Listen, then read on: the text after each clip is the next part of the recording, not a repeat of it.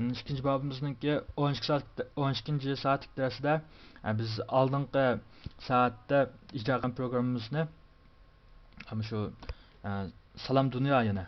Salam Dünya degan xatni biz bet yuziga urib ko'rsatib chiqargan, ammo ingliz chiqqan. Shu soatlik darsimizda biz buni Uyg'urcha bisib chiqarib ko'rib baqaylik. Jamni ochgandan keyin men yangi bet quray. Yangi betni birini quray. Yangi betni birini qo'ygandan keyin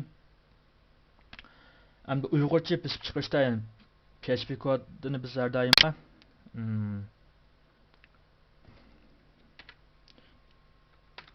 body bilan bodyni orasiga yozatdik.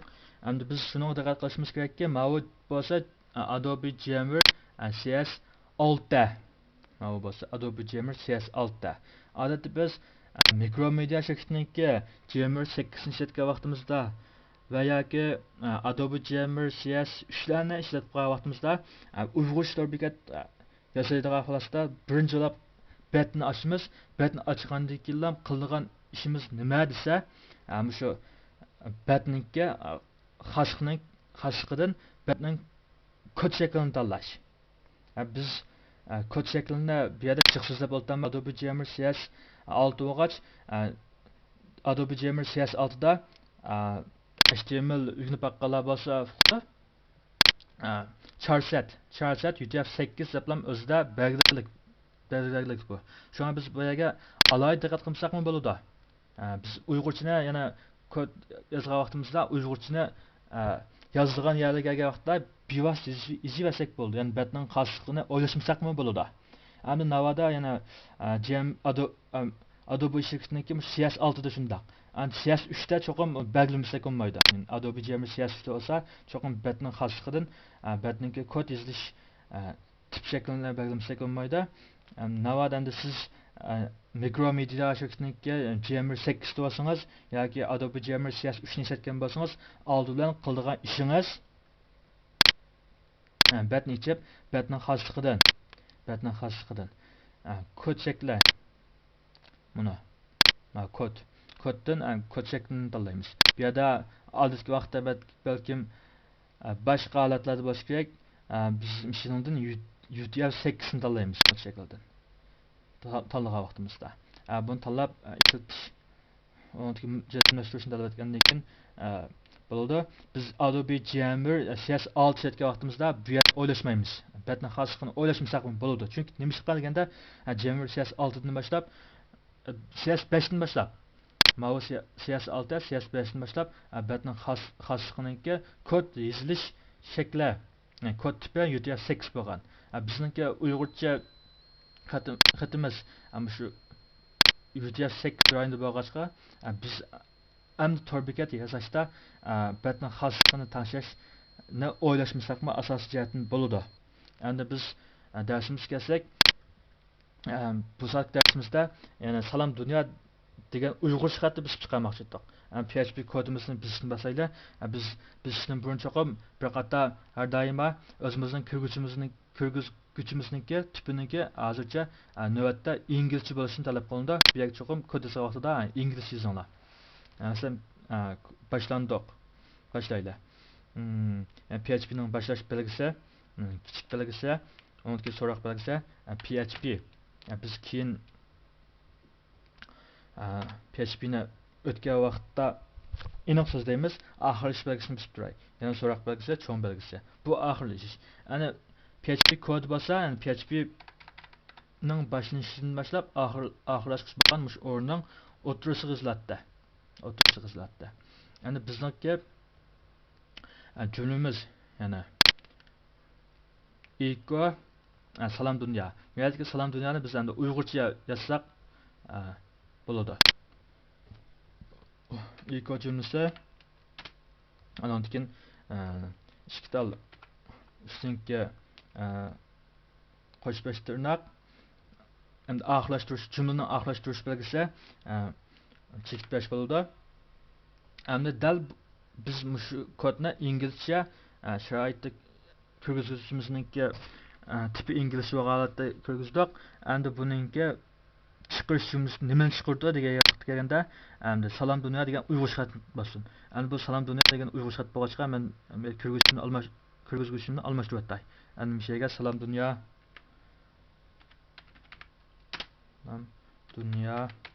deb bosay. Endi balki mava shunday almashib qilish mumkin, ammo mayda almashib qilish mumkin. Lekin torbat yuzaga chiqqanda normal ishlaydi.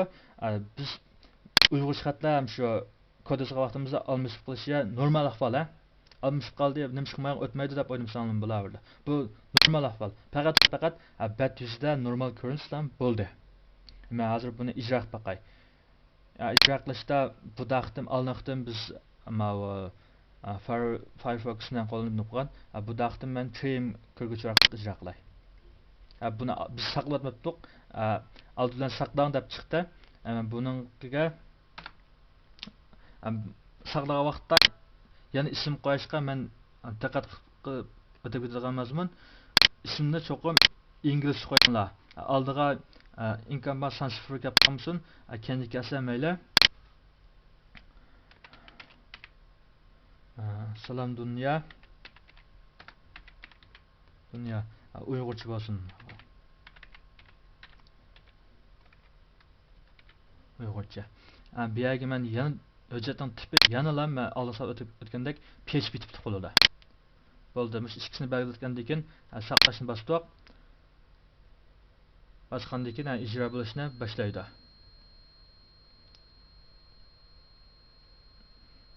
Meniki mava mashg'ulot sistemi bir qadar ko'nrab qoldi. Kompyuter shatkil to'g'rilib bo'lgach bir qadar mava sistemlar bir qadar kona ham surat bir qadar asta.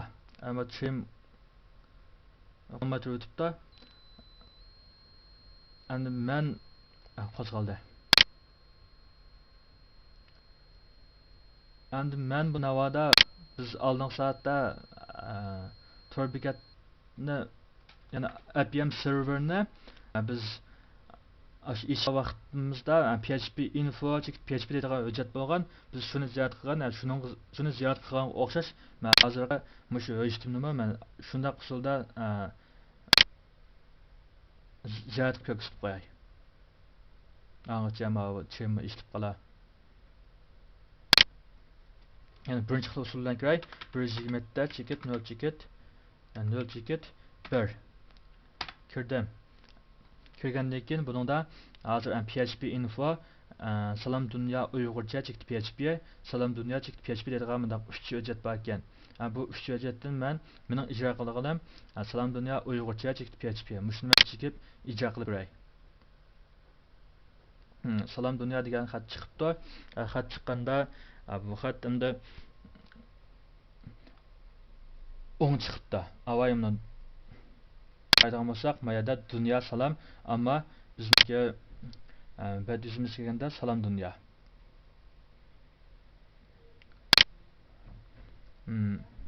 Uyg'urchami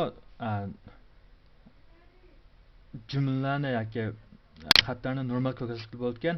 Biz uyg'urcha jumlalarni chiqarib ko'rdik. Musaat dersimiz mushat oxirlashdi. Darsizgacha parat tursin.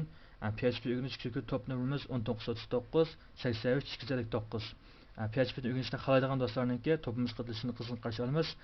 Darsimiz mushat oxirlashdi. Xayr xo'sh. Bizningki 13-soatlik darsimiz Zen Studio'ni boshlash. Zen Studio bo'lsa bizningki PHP'lik programmalarni ishda qo'llangan ikkinchi mushaqqat ta'limimiz shu. Zen Studio'ni 4-o'rgangandan keyin odatda biz uni pressni boshlaymiz. Odat uniki qashlash jarayonidagi ko'ringan ko'rinmasi ingliz bo'ldi. Bizningki dars yozganda ishlatadiganimiz mush inglizcha nusxa. Biz uni ingliz deb ishlatamiz. O'qimsaq lug'at tursak bo'ldi. Ham shundan bilan birga inglizcha lug'atni qashlab olamiz. Endi Zen Studio'dan biz QQ topimizningki hujjat qismiga yo'llab qo'ydik. Shu yerdan tushirib ishlasanglar bo'ldi. Biz Zen Studio'ningki 4-tushirish jarayonini kirib o'tmaylar, Zen Studio'ni qashlash jarayoniga o'tib ketdik. Zen Studio'ni qashlash biz faqat Zen Studio'ningki mana bu shisha Zen Studio 13:00 nashrini boshlaymiz. Buni qo'shib qashlashga kirishsak bo'ldi. Qo'shgandan keyin inglizcha yuz ko'rindi. Bu ochishga xonliq sistemasi. Biz ochish xon ishlatmizmi yoki 64 xon ishlatmizmi o'zimizning mashg'ulot sistemamizga qarab bekitsak bo'ldi. Bu yerdan men bu ma'lum kelishimnomalar men qo'shilaman degan tanlab deb undan keyin install ya'ni qachlash deganda birini cheksak qachlashga boshlaydi.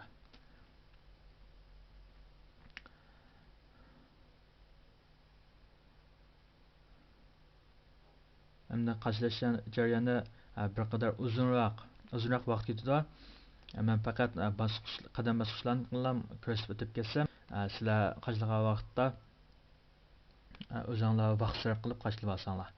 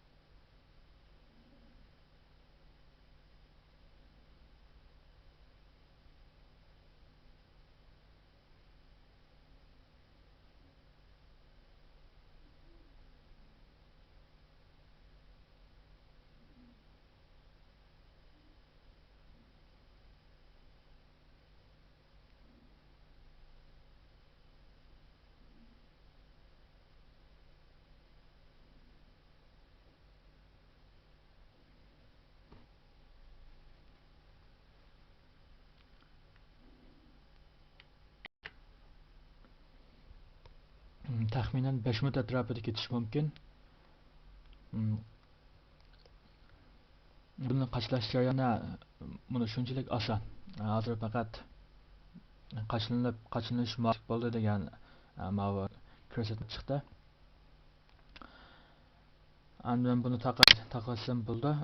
Ko'rgandan keyin ustal yuziga qaytib qaraydigan bo'lsak, ustal yuzida Zen Studio deb albatta uning bir isim belgisi chiqib, ana Zen Studio. Demaklik Zen Studio'dan qachlash xizmatimiz nihoyat muvaffaqiyatli bo'ldi.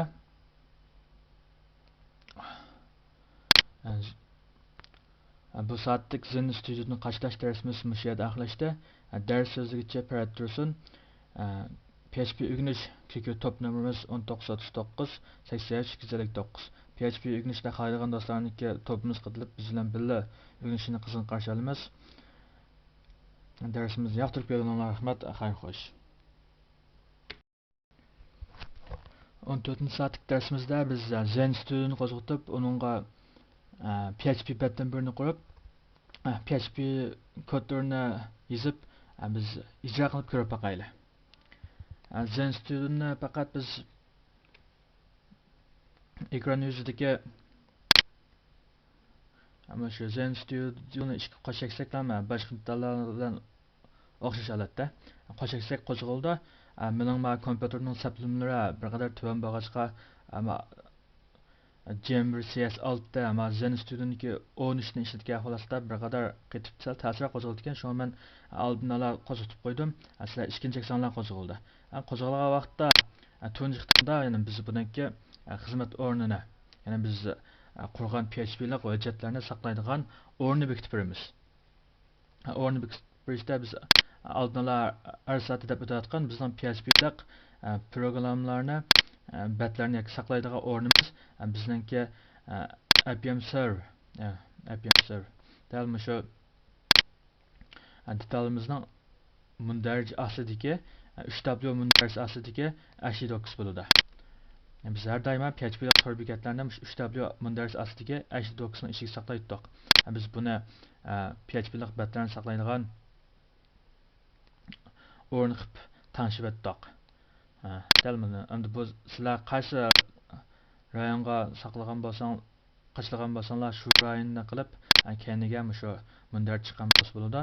Bizningki PHP'lik programlarimizni betlarni saqlaydigan mundar jadalmish shu. Undan keyin OK'ni besib ishga kirishimiz.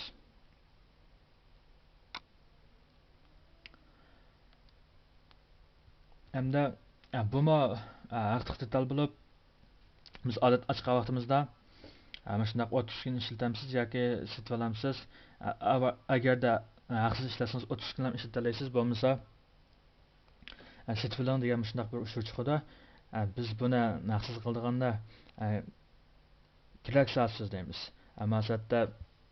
Maqsad bo'lsa mushu yumshoq detal qilib PHP'lik betning birini qurib, uni ijro qilib kurash bo'lgach, mayal to'xtamdiq. Kerak soatlarimizda mushu Zen Studio'ni haqsiz qilishni so'zlaymiz. Hozircha men haqsiz ishlatman degan ikkinchi turni tanlab ishlatgach turay. Ya'ni continue davomlashtirish degan birini bosatay. Demak, hozir Zen Studio'ning asosiy ko'zini ochilishi qarab boshlandi.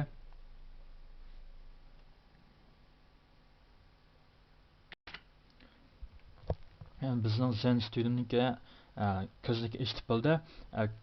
Qaydigan bo'lsak, PHP welcome Zen Studio. Amma bo'lsa Zen Studio bo'lsa yumshoq detalning ismi. Uning keyinda bizningki mana PHP'lik programlarni saqlaydigan xizmat o'rni, ya'ni mush detalning xizmat o'rni ko'rsatib turildi. Endi biz mush detalni qo'shildik, qo'zg'atdik. Qo'zg'atgandan keyingi ko'rinmasi mana mush holat chiqdi. Endi bizning darsimizni o'ziga kelsak, PHP'lik betni qurib, uni PHP'lik kodlarni yozib ijro qilish edi. Endi men oldi bilan PHP'lik betdan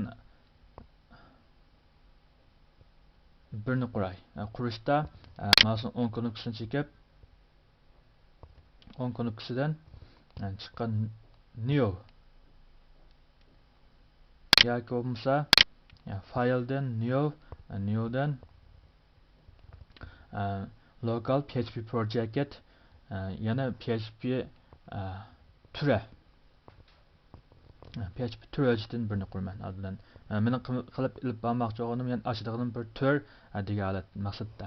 Ya'ni local PHP project PHP'lik türüden birini ochamiz adlan. Tur quramiz adlan. Endi bu qurgandan keyin shunday bir dialogram chiqdi.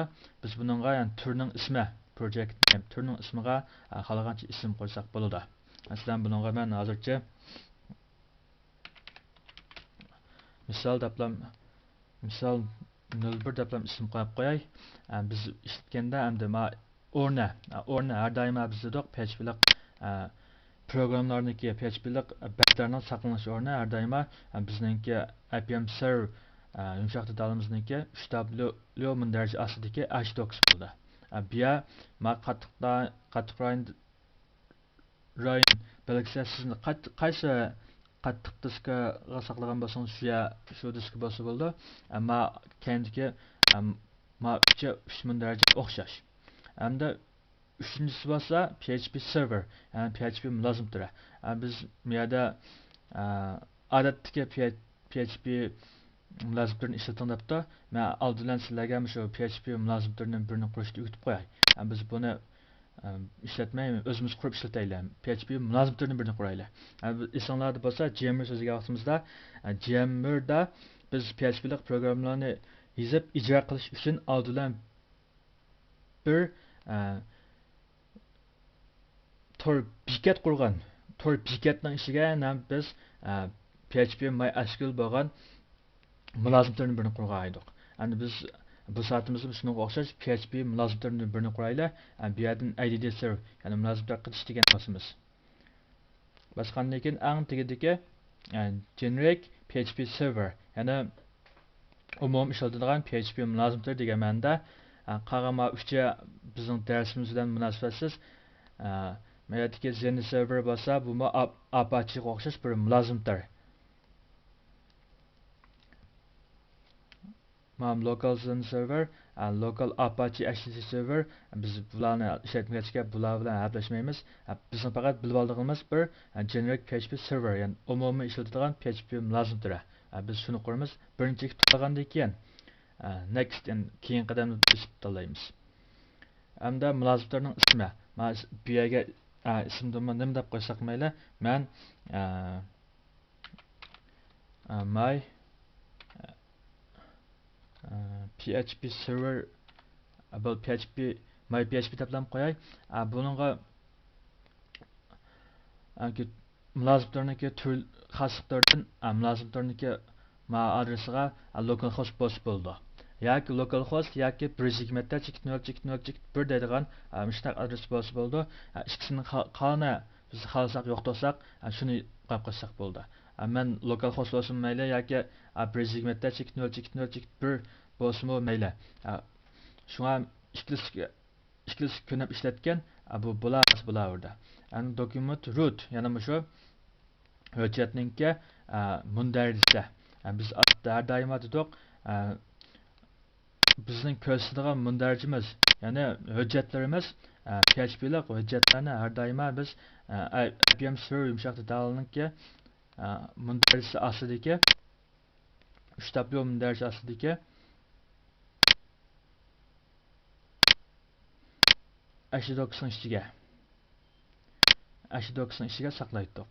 Biz bu yerda shu mundarij asliga PHP mulozimdir turi hujjatni qurib bering deb shu mundarijni tanlaylik. Tanlagandan keyin keyin qadamni bosib, endi men bu yerga oxirlashtirish finish nisbi oxirlashtirman. Demak biz bir tal PHP mulozimlardan birini qurib chiqib bo'ldik. Qurib chiqishimiz muvaffaqiyatli bo'ldi. Endi mayadan türe bo'lsa asosiy yana birisi Zenframework debdi. Zenframework bo'lsa bu bir ramka ichida, ya'ni ramka qilib biz keyin so'zlaymiz, qilib ramkalarni so'zlaymiz. Hozir biz ochadiganimiz bo'lsa PHP hujjat, ya'ni PHP kodni yozadigan hujjat, ramka emas. Shunga biz bu yerdan basic asos tanlaymiz. Endi bu yerdan version bu nashr degan gap. Nashrda biz qalaydigan bo'lsak PHPning bir qator nashrlari bor.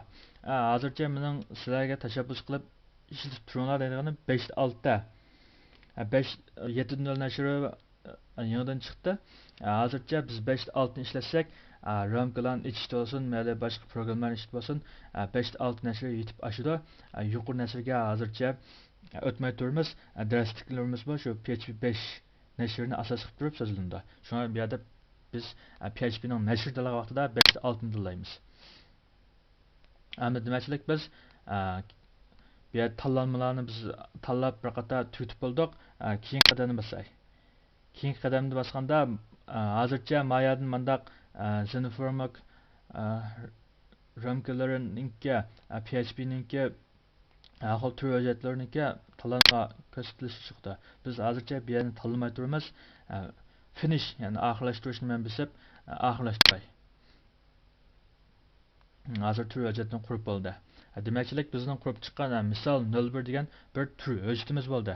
Ammo esinglarda bo'lsin, bu bir tür hujjatda, ya'ni bir turning ichida hatto o'nliq az bo'lsa 1-2 dan boshlab ko'p bo'lsa minglagan PHP'lik batlar bo'ladi. Hozir faqat bir tür hujjatda faqat xolos. Buni men mana chekib ochgandan keyin buning ichida index PHP deydigan mandaq bir hujjat avtomatik qurildi.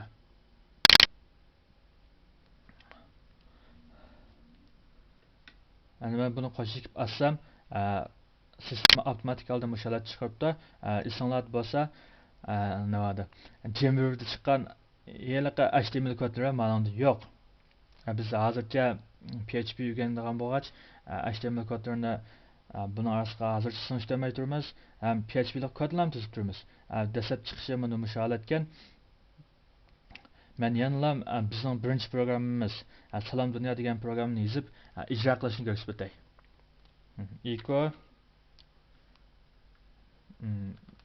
tanishmabman. Kirgizishning holatini tanishib o'tay. Ya'ni inglizcha holatda kirgizmasa har doim.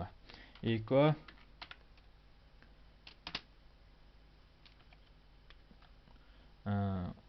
üstünki qo'shdiket salom dunyo. Salam dunyo. Bo'ldi. Bizning jumlamiz, yozishimiz shunday bo'ldi. Jumlaning oxirlashtirish belgisi qo'yay. Chekit 5. Hamda bizning PHP programmamiz boshlanishi ma'lumoti bir programma boshlagandan keyin cho'qim oxirlashida unda qolmasa u o'lik aylanishni keltirib chiqaradi. Biz PHP programmamiz boshlandi, jumla oxirlashdi, maqsadga yetdik. Unda maqsadga yetgandan keyin biz programmani oxirlashtirdik. Oxirlashtirish belgisi bo'lsa, so'roq cho'ng belgisi. Bizning programmamizni layihamiz mana shunday bo'ldi. Hamda biz buni ijro qilishdan burun bir qator saqlaymiz. Saqlash bo'lsa, fayl hujjat ismidagi save saqlash.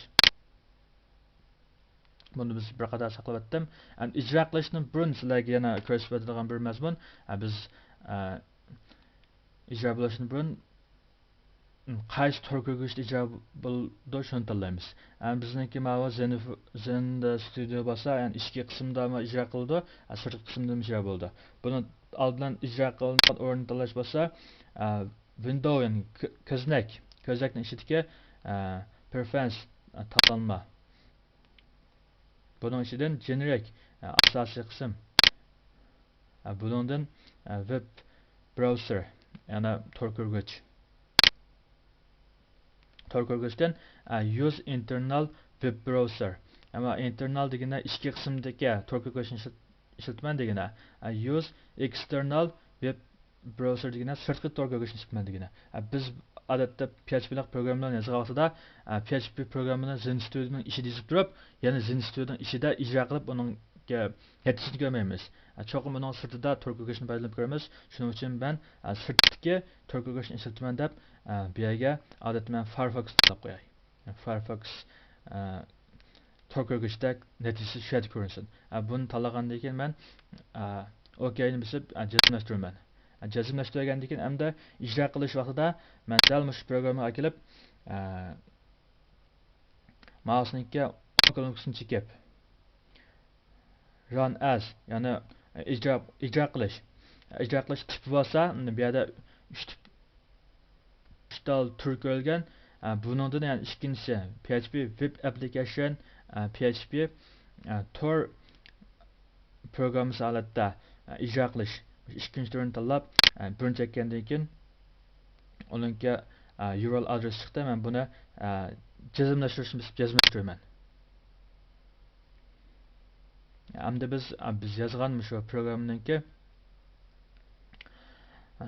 web yuzida ijro bo'linish ahvolini ko'rib chiqaylik.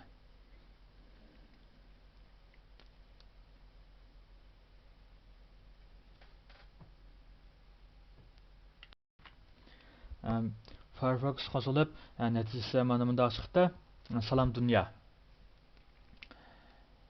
Endi men hozir salom dunyo deb chiqibdi. Programni o'zgartirib, o'zimning ismimni chiqarib boqay. Programni o'zgartirib, o'zimning ismimni chiqarib boqay.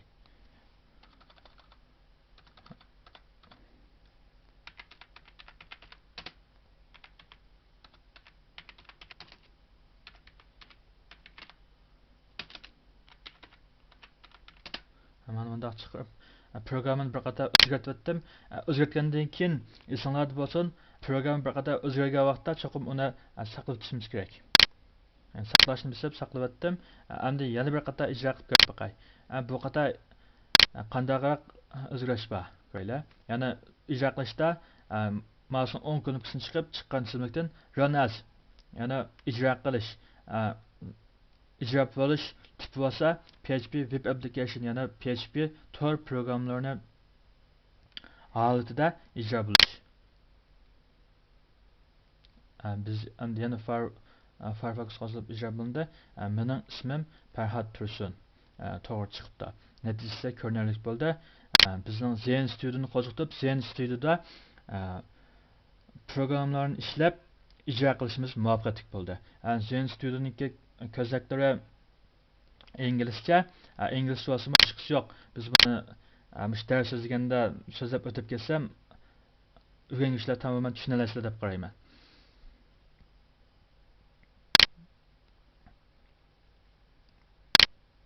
bu saat dersimiz müşahit ahlaştı. Ders sözügeçe pertursun. PHP ögünüş kökü top numarımız 1939 83 259. PHP ögünüşünde xalaydigan dostlarning topumuz qatılışını qızgın qarşı alamiz. Xayr xoş. Biz 15. saatlik dersimizde Zen Studio kuralını paydalanıp Uygurca, yani bet yüzüge Uygurca xatlarını normal çıkardıgan işte programımızın birini tüzüp çıkayla.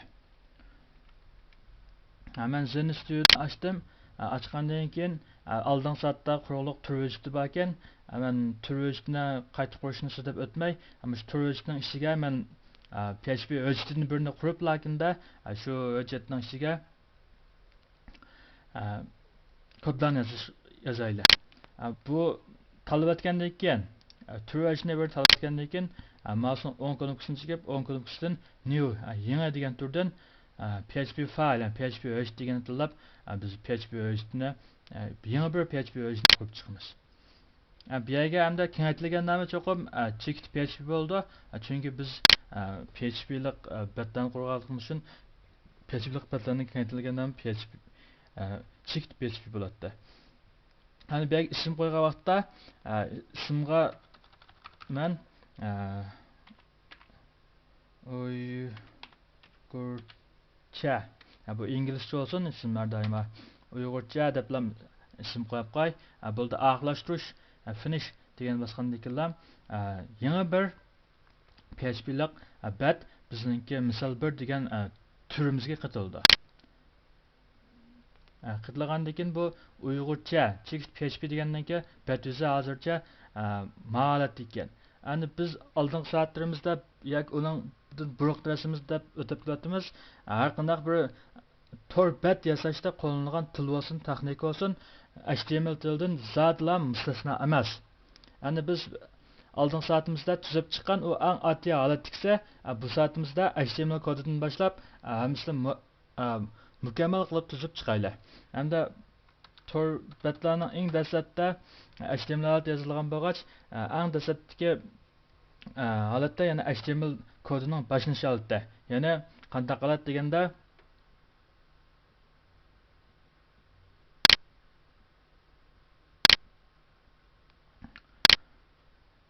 eng dastlab yana HTML kodi boshlandi. Boshlanish bo'lsa cho'ng holatda. Cho'ng holatda.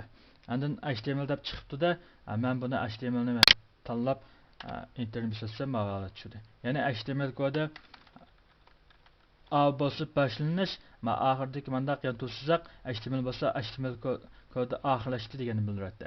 Demak, HTML tili boshlandi, HTML tilining kodlari boshlandi, HTML tilining kodlari oxirlashdi deganni bildiradi. Ikkinchi birisi bo'lsa, yana HTML tilida qo'llanilgan ikkinchisi bo'lsa xat, ya'ni bosh uchurlar, masalan, uningki temasi deymiz, title qismi. Andan biz deb o'tgan betning xosligining kod yozilishini tashlaydigan kodlar mavjudlikmi, hammasi xatda aks etadi. Ya'ni biz shu yerda tashlaymiz uni. Bu o'xshash boshlandi ham oxirlashdi. Bu xatning ishida bizning bosh shu ismda birinchilab tashlaydigimiz shu betning xosligining kod shakllari. Yoki shu g'ijatningki tip shakllari bo'ldi. Biz faqat to'g'rilmasak bo'lmaydigini, ya'ni biz Uyg'urcha tor betlarni tuzganda to'g'rilmasak bo'lmaydigini, shu betning xosligini UTF-8 solib to'g'rilmasak Uyg'urcha normal bet yuzida ko'rinmaydi. Buni to'g'rilashning usuli odatda yana meta. Metaning ma'nosi bo'lsa o'lchamlik laylash degan ma'noda bo'ldi. Metaning ishidagi biz charset. Charset bo'lsa kodning yozilish shakli degan ma'noda, tayyorlash shakli degan ma'noda. Bu yerda biz uningga UTF-8 degan qiymatni beramiz. Bizningki yiziqimiz dalmish UTF-8 degan rayonda.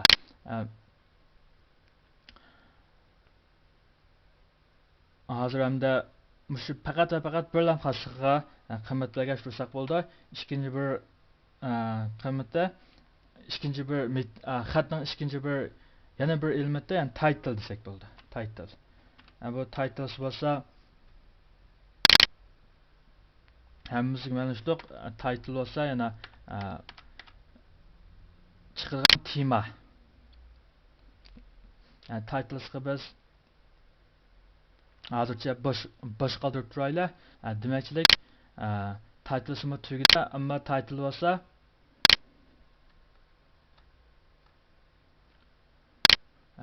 o'sha bet yuziga chiqadigan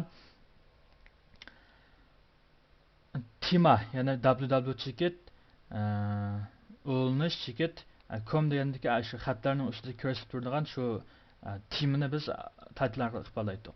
Demakchilik xatning ichidagi mazmunlar ikki parametrni, ya'ni ikki elementini biz tanishib chiqdik. Bu ikkisi bo'lsa bizga yetib ashadda. Endi xatning ichidagi qismlar tugida endi naq torbatninki asosiy qismi, ya'ni mazmun qismiga kelsak, mazmun qismini biz odatda yana body dal shu body orqali ifodalaymiz. Buni chekib biz to'liqlatgandan keyin biz PHP ning kodlari dal shu body bilan bodyni orqaga yozildi. Uni mazmun qismi dal shu. Demakchilik biz bir mukammal bo'lgan PHP HTML ninki kodlarini to'liqlab bo'ldik. PHP ning kodlarini biz body bilan bodyni orqasiga qistirib yozamiz. Demakchilik bir mukammal bo'lgan HTML tilining tuzilish qismlari mana shunday bo'ldi. Biz faqat PHP lik tor bekatlarni tuzgan vaqtimizda bo'lmaydigan qismlarni ham ishlatdik, boshqa qismlarni ablashmadik. Hamda biz PHP lik programlarni yozishga boshlaydi. Bu yerga men PHP boshlay. Ammo u boshlash bo'ldi. Churitib, endi men bu yerga equal chiqarishimiz, equal deganimiz chiqarishimiz. Hozircha equalning chiqarishimiz ekanligini bilib tursanlar, equal ctldagi printf jumlasi bilan o'xshash ma'noda. Ya'ni bizningki mana PHP'dagi qo'llanishi. Roli o'xshash. Endi men bu yerga uyg'urcha yozsam bo'ladi. Chunki nimishqa deganda hozir bizningki mushu batningki kodning yozilish shakli, yak bir taraf qilgan shakli UTF-8 holatda bizning uyg'urcha yozishimiz bo'lmishdan UTF-8 degan Unicode-lik yoziq rayonida bo'lg'achqa qo'llash ilib berdi. Endi navoda sizlar ma'ni batningki kod shaklini UTF-8 holatda olmay GPK holatda olib qolgan vaqtida xatolik shu chiqdi. Shunga biz oldingi soatda faqat inglizcha holatda bilan so'zlab o'tib ketgan. Endi bu soatda uyg'urcha holatda qanday chiqamiz, shuni so'zlab o'tmoqchi. Ben bu yerga uyg'urcha qilib o'zimning ismimni yozay.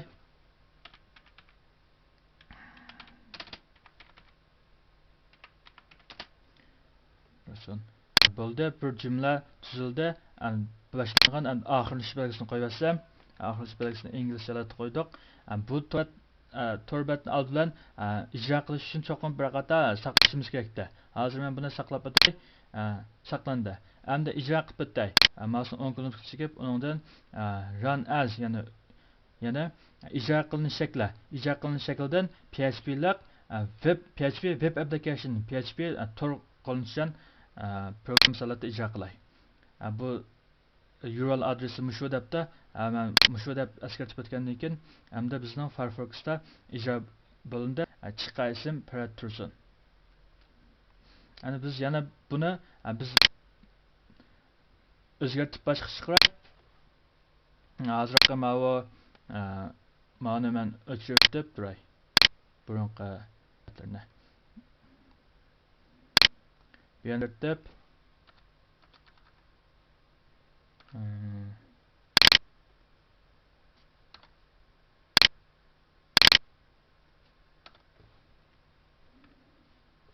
yana İngilizce holatda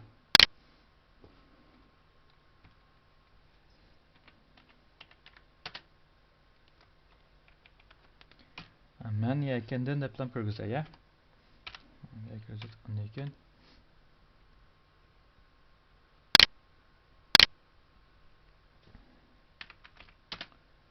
men yakandan teplamazay. Buni o'zgartish yuz bergan holatda cho'qim bir vaqtda saqlashimiz kerak. Endi o'zgartish yuz berib turib saqlatmagan ahvolatda qandaq hadis yuz berdi desanglar, hozir men Firefox açay, bu bet bo'lsa oq bet, yana bu yerda hozircha hech qanday ijro olmagan chiqishlar chiqdi. Endi men buni saqlamaylam turib ijro qilay. Saqlamaylam turib ijro qilib baqay.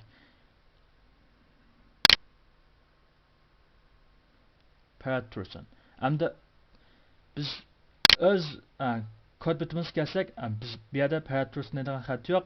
Biz buni saqlamag'achqa oldin qiqtimqi saqlanganlikka kodlarni ijro qilib qolgan. Shunlashqa biz bir qitim o'zgarish yuz bergan ahvolda cho'qim uni bir qator saqlatishimiz kerak.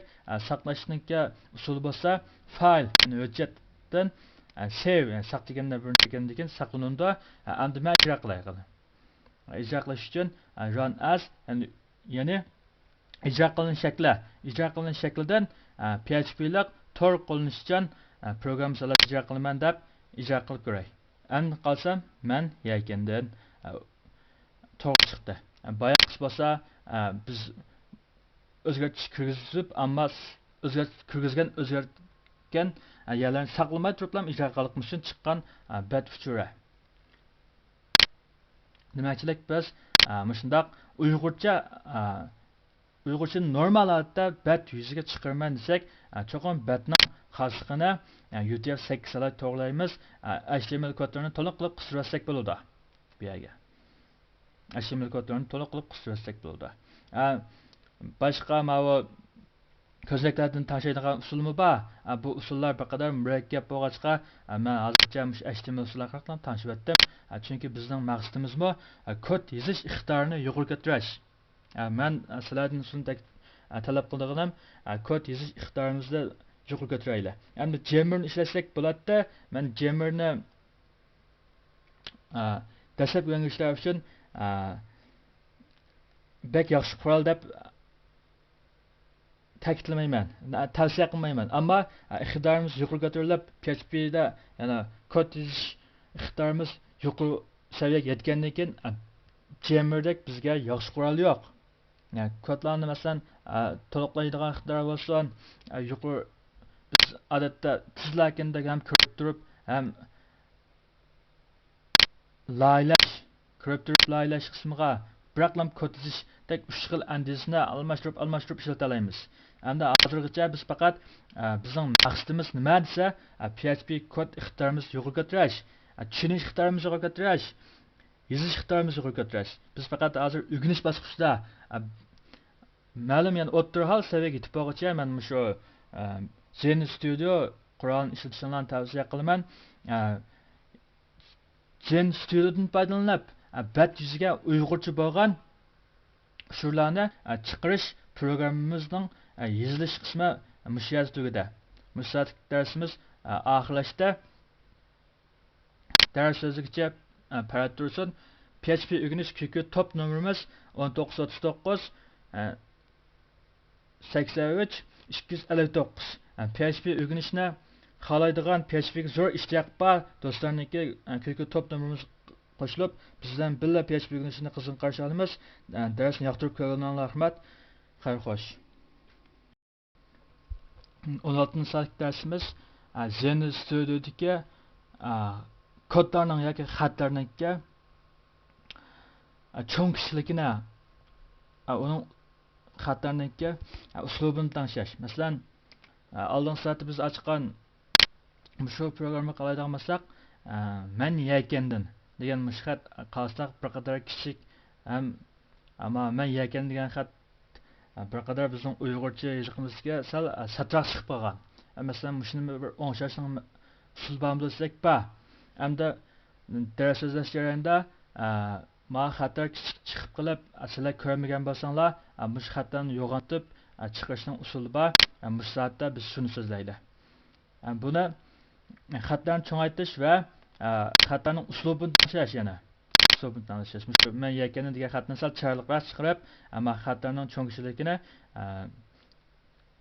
cho'ngligini sal yana cho'ngroq qilish. Buni bunday qilish uchun ko'zakning xoslik yani yoki tanlanma desak bo'ldi, xos qilsak bo'ldi. Windows'dan preferences.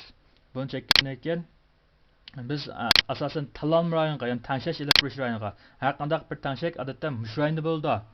Biz tangshash rayoniga ilib kiramiz. Buningdan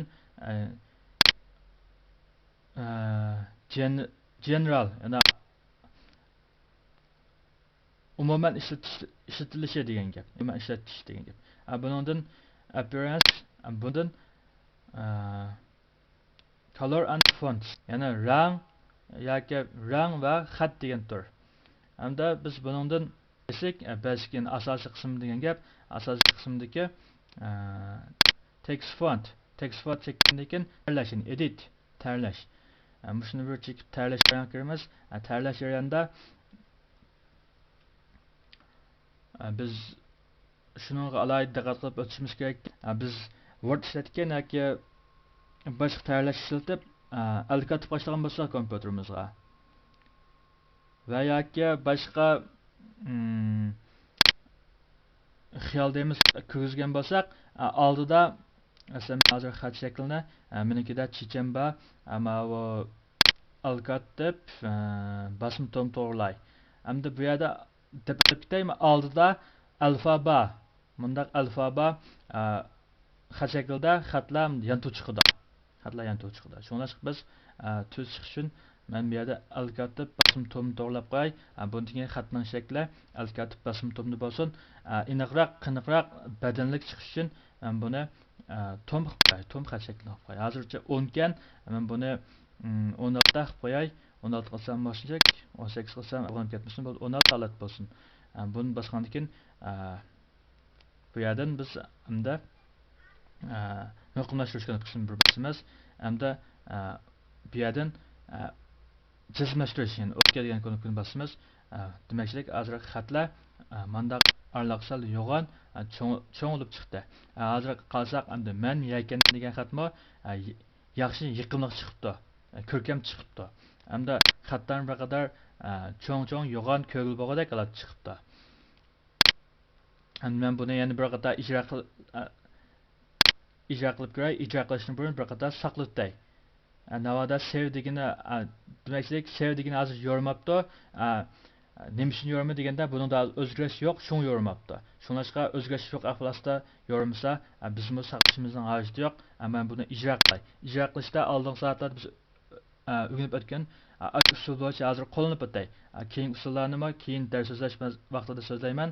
Hozir ijro qilish shakllardan PHP tor qo'llanish uchun program salat ijro qilish deganni bilib ijro qilsam bat yuziga chiqishi men yakandan ma'lumotda bo'ldi. Endi demakchilik biz shu Zen Studio xatning kodlarniki cho'ng kichiklik xatlarniki uslubini tanishdik hozir. Uslubini mana shunday tanishamiz. Endi yana bir kichik masala, har doim biz Uyg'urcha xatlarni bat yuzida ko'rsatamiz deydiganmiz. Cho'qim batning xoslig'iniki kod yozilish yoki kodlarni birdirab qilish shakli UTF-8 holatda bo'ladi. Ma holat bo'lmasa bizningki mushuni biz batning xoslig'i JPK yoki boshqa holatga to'g'rilik qilib biz Uyg'ur xat bosgan bo'lsak, masalan men shuni hozir ilib nim qilay,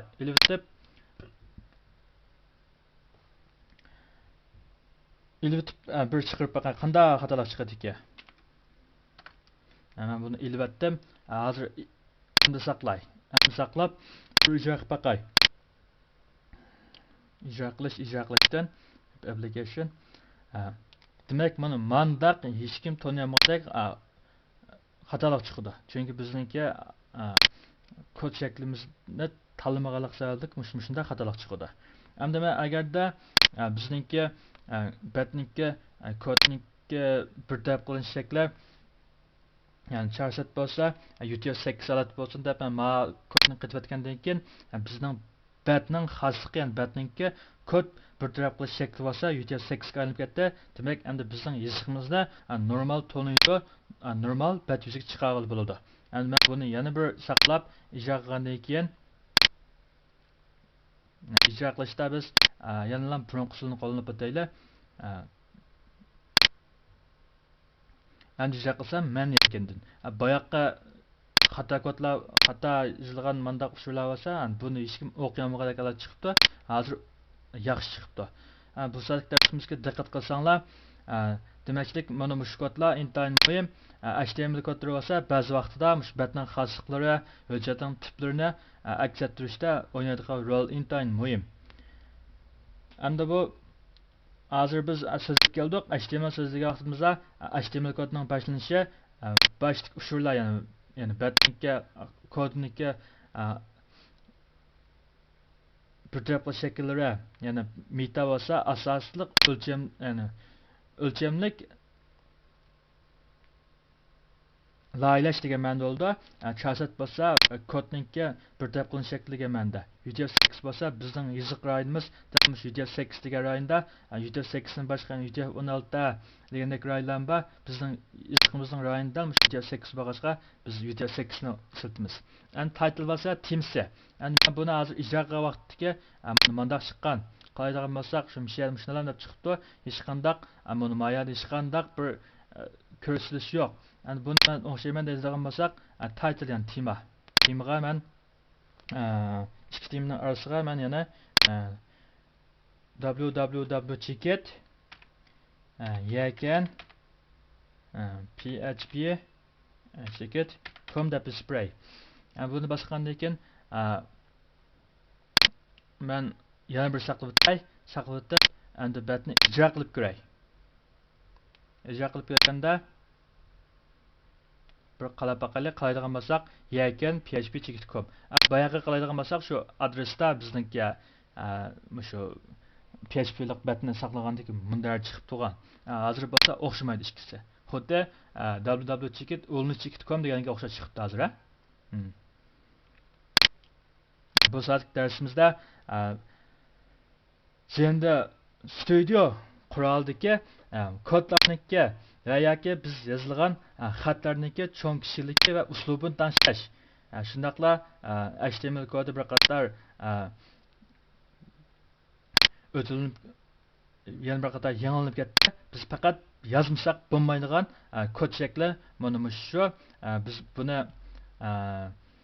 ma'nosini mishiyaga bir izohat shakli jihatda men yozib sizlarga yo'llab beray. HTML bo'lsa HTML tilining boshlang'anligini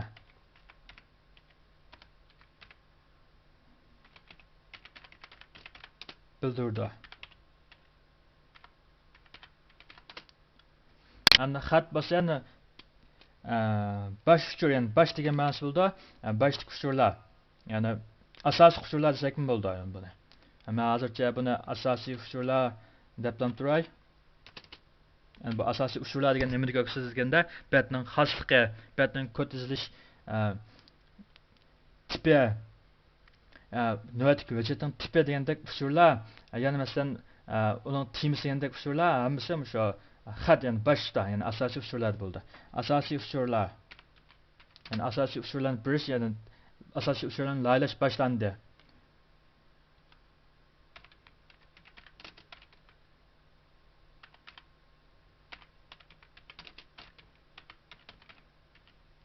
Degan shu ma'noni bildirdi. Hamda ya'tiki meta bo'lsa asosiy loyiha yoki o'lchamlik loyiha degan ma'noda.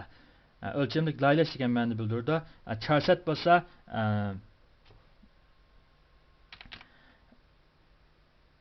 kodning laylanish tipi deganini bildirdi. Men bu yerga kodni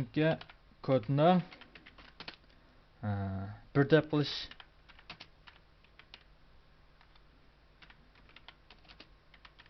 bir taraf qilinish tipi yoki shakli bo'lsa UTF-8 holatda bo'ldi dey. Yani UTF-8 muhim bizning yoziqimiz dalmish UTF-8 rayonda. And title bo'lsa bu tema, temani men tema deb qo'yay. Naq biz belgilagan bu temamiz torbatdan buni ustiga chiqib turdi. Buningda siz o'zingizning ismingizni qo'ysangiz bo'ldi. Yoki boshqa torbekatning nomini qo'ysak bo'ladi odatda. Hamda xatning oxir bu bo'lsa temini oxirlashganligini bildirdi. Mana bo'lsa. Hamda buni yozib qo'y, ha? Temini oxirlashganligini.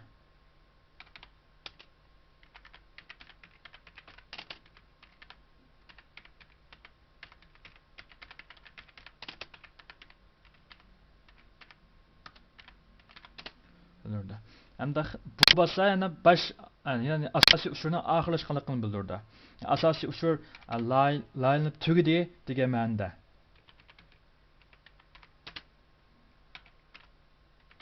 Asosiy usullarni laylash mashg'uloti tugidi.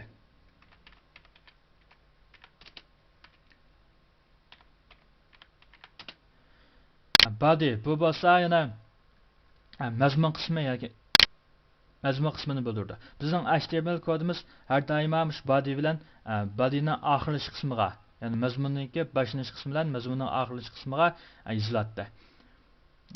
Body bo'lsa yana mazmun boshlandi degan ma'noda. Yoki mazmun yoki tan qismi yoki mazmun. Biz mazmun boshlandi deb yozib qo'yaylik. Bu bo'lsa mana HTML kodlari. HTML kodlari. Hamda bu yer bo'lsa yana mazmunning oxirlashini. Mazmun oxirlashdi. Bu bo'lsa HTML yantusizlik HTML bo'lsa HTML tili oxirlashdi. Yantusizlik har doimo oldida masalan yantusizlik kelib, andin xatlar bergan bo'lsa, shu uning munosabatda usullarni oxirlashganligini bildirdi. Hozir bo'lsa butun bir HTML tili oxirlashdi debdi. Bu bo'lsa HTML tiliniki oxirlashganligini bildirdi.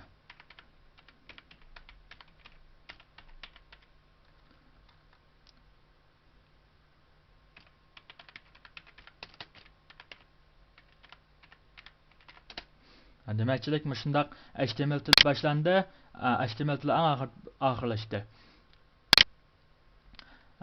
Asosiy usullar yani asosiy usullar laylash boshlandi, asosiy usullarni laylash oxirlashdi. 8-qor. Buning orasida yana tema qismi boshlandi, oxirlashdi. Ammo meta deganimiz endi bu bir parameter yoki bir element deb qaraymiz. Bu har doimo hujjatning tipi yoki kodlarniki bir taraf qo'ygan shaklini ifodalab ko'rsatib beradigan shakl. Yani biz bundan navoda va miyani JPG holatda, ya'ni hanzucha holatda tashlab qo'ysam, bizning uyg'urcha normal qo'llamaydi. Yana avaqidek torbatda bayağı ko'rsatib o'tgandek manda xatolik chiqadi. Shunga har doimo UTF-8 degan bir hukm kalimizda shakllansa. Hamda asas usullar qismi oxirlashdi. Yani asas usulni bizning laylishimiz musha tugidi degan ma'noda. Yantusizlik xat degani. Body degan bo'lsa mazmunning boshlangani, ya'ni tan qismi boshlandi. Rasmiy mazmun qismiga o'tdik degan ma'noda bizning HTML programmalarimiz har doimo mana shunday tarkiblarni tarkibtab ekan. Biz PHP kodlarini shu body, ya'ni mazmun qismi bilan orasiga yozamiz. Ya'ni body bilan bodyning oxirlashiga. Mazmun qismi boshlandi, mazmun qismi oxirlashdi degan ma'noda oxir qilsak HTML tili oxirlashdi. Bütün bir tilning mazmuni shunday bo'ladi. Endi biz bir tal mushatik dars orqali HTML tillarini bir qator eslatib o'tdik. Biz mana PHP dars bo'lg'achqa aslida HTML til to'g'riliq unda bak inchib to'xtalmaydik. Ammo darsning tushunishli chiqishi uchun men bir qator eslatib o'tdim. Ko'pchilikniki mushtarakida o'rganib ketishini umid qilaman. Bu darsimiz Müşahit oxirlashdi. Ders so'zligich parad tursin. PHP til o'rganish top numarimiz 1939 83 259. PHP til o'rganish xohlagan do'stlar topimiz qatlang.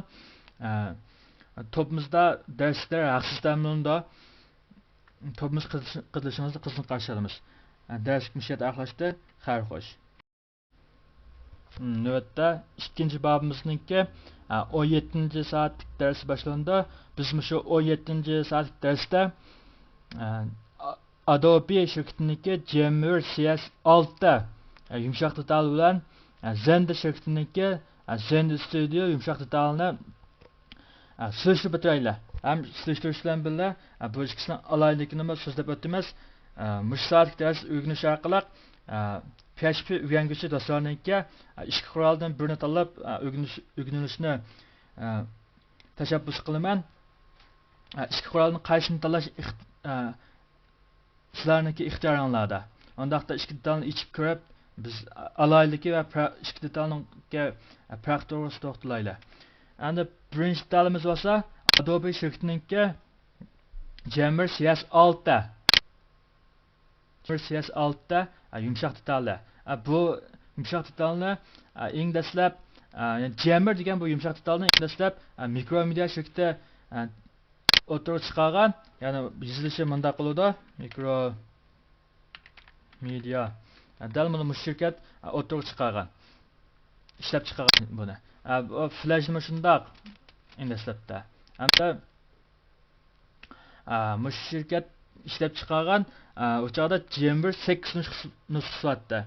Hazır nurgun yoldaşlarım yana Jammer 8 işletiyordu. Entayin layakatlık boğan yaxşı detaldan birisi. Hamda Jammer'ninki en zor alaylıkından birisi o Jammer'da Torbet laylanışda mandaq ushlandis qo'llangan. Birinchi qilandis bo'lsa kod chizish shakllari qiliq, lakin torbetlan laylash. Kod yozish shakllari qiliq torbetlan laylash.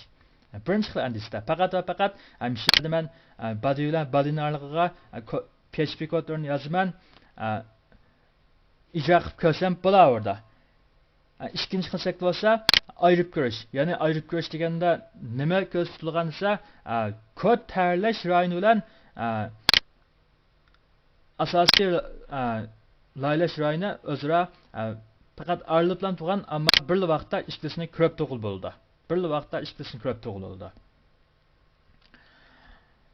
Uchinchi xil andisa, ya'ni laylash andisi. Faqat va faqat laylash qo'llangan.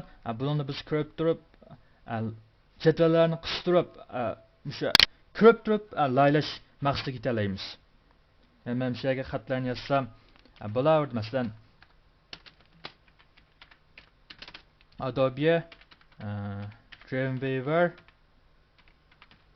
CS6 ko'rib turib laylash iqtidoriga. Ma'lum bo'lsa faqat vaqtliq ko'rinmiz. Ya'ni torbet yuziga avval saqlanlaydi. Men saqlayday. Torbet yuziga nima chiqdi? Shuni bizga ko'rsatgan bir ko'rinmizdan iborat.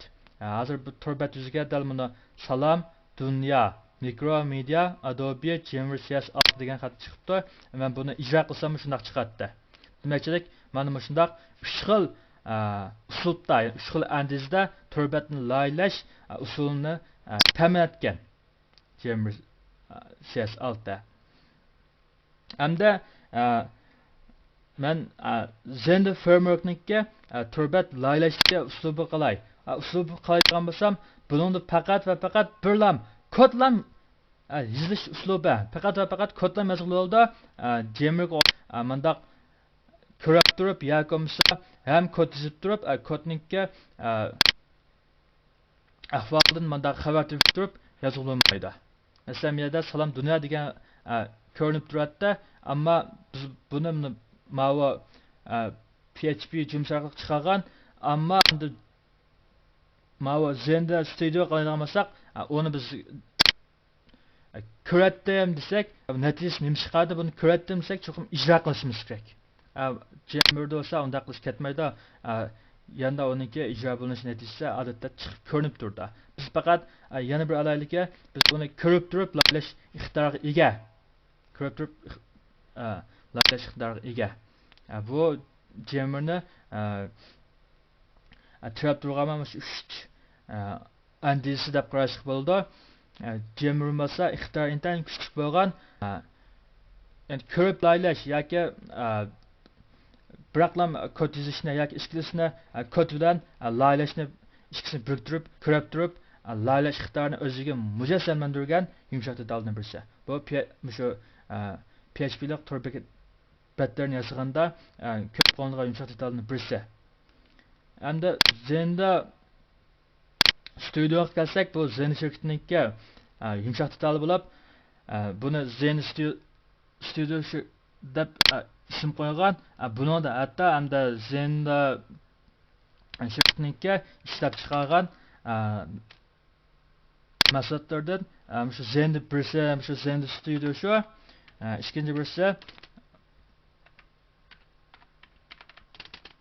İkinci birisi yani Zen server deb bizniki mülazimlarimiz yani Apache'ga o'xshash yani bir mülazimlar ishlab chiqargan bu mülazimlar Apache'ga o'xshash darajada bir qadar bumi qulaylik hozir bumi keng ishlatilmoqda. Mana mushundaq ikki xil mahsulot bor. Yana bir cho'ngroq bo'lsa Zen'da framework deydigan Ramka Zen'da framework deydigan Ramka texnikasini ishlab bazaga solingan. Zen'da framework bo'lsa bu cho'ng bir Ramka yana odatda bir Ramkaning o'zimi bir dunyo hisoblanadi. Buni o'rganish uchun yana qayta o'rganish kerak. Biz PHP'da o'rgangan bilimlarni ayrim qilib, mana biz Ramka o'rgangan bilimlarni ayrim qilib o'rganish to'g'ri keldi. Demek bunun üççe birbirini tirab turgan bir-birisi arqali tarqib qilib kelyapti. Zen Studio qurolini biz o'tgan vaqtda tashabbus qilishimizning sababining birisi biz deb o'tdik. Buningda hech qanday ko'rinimiz yo'q. Mandaq jami qo'shash, andaq ko'rib turib loyilashni bizga ta'minlatmagan. Hamda bu nemishqa shu biz Jammer'ni asos qilamiz deganda Jammer'ni asos qilmay Zen Studio'ni asos qilamiz deganda Zen Studio'ningki ko'rinishida haqiqatan Adobe Jammer qilganda o'yinchilar qulaylik ishlatishlik emas, ammo buni Zen Studio'ni butun shu PHP'lik torbatlarni yasaydigan shirkatlarda kasbiy o'rinda nayt ko'p ishlatildi. Boya biz deb o'tgandek, mush ushi prezidentni track qilib Zen Studio'niki taraqqiyatiga zo'r to'p qo'shgan.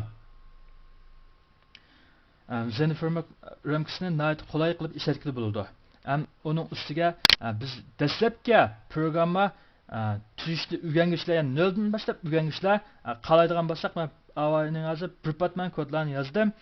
Mush kodlarni yozish orqali bizning kod yozish ixtiyorimizni oshirg'ili bo'ldi. Yana g'o'rlikdan saqlanqili bo'ldi. Bu bir alaylikka. Garchi hamda yetarli taraflari ko'p bo'lsa-mu. Ikkinchi birisi buningda faqat va faqat mushundaq kodlarni yozish bir xil usul ta'minlangan, mana bu Jammer'ga o'xshash undaq ushlandiz yo'q. Faqat va faqat bir xil mandiz qo'llangan. Yana bir usuli bo'lsa, men turdan birini quray, yangi turdan birini quray. Hujjatni yangidan qurash, yangi PHP tur hujjatda. Bunda birini qurganda chiqqan mavqizlikka biz yana bir qayta kelaylik. Project name, yana tur hujjatning ismi, turning ismi. Bunaqa biz nima deb qo'ysak bo'ladi, cheklanmaydi, ammo inglizcha yozsak ham bo'ladi. Ana bu yerda biz location, o'rni, ya'ni qaysi o'ringa saqlaysan deydi.